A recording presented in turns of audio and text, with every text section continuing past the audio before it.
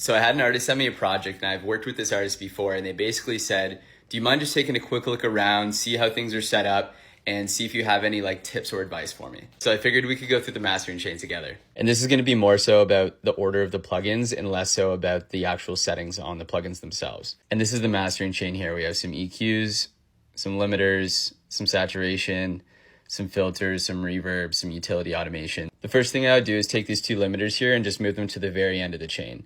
Right, our limiters are going to kind of act as that final ceiling of the output of our signal so that we know nothing is really going above it. Right now, as it's set up, we have the limiters and then we have a saturator immediately after, right? So these limiters are essentially going to be limiting the signal, and then we're going to be adding more signal after the fact with some saturation and some reverb. So we want to take these two limiters here and just move them to the very end. Next thing I'd probably want to do is grab the saturator here and just move it before the EQs.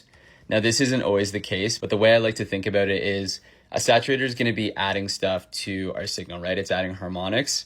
So if we have some EQs where we're like cutting signal out, we're balancing stuff, and then we have the saturator after it, we're basically going to be changing that balance that we just created, and we're going to be adding frequencies and harmonics to a signal that we just took stuff away from potentially. I find it makes more sense to me if we have the saturator first, where we're adding stuff, we're coloring stuff, and then we're sculpting after the fact. Next thing I'd probably do here is just take off this high pass. It's set to like almost 21,000 hertz. We can't even really hear that. We're not saving any headroom by doing something like this. And it's a pretty drastic form of like audio processing. So if we don't need to be doing intense cuts like that, I usually just say, let's take it off, let's leave it off. And then lastly, we have some reverb and some filtering. And I kind of like where those are situated now. You know, if we look at the chain, we have the saturation, which is adding a little bit of probably volume and harmonics and frequencies. We're doing a little bit of sculpting after that. Then we go into some effects, right? So like after the sculpting, after the saturation, now we're going to be doing the filtering on that signal that we just kind of refined.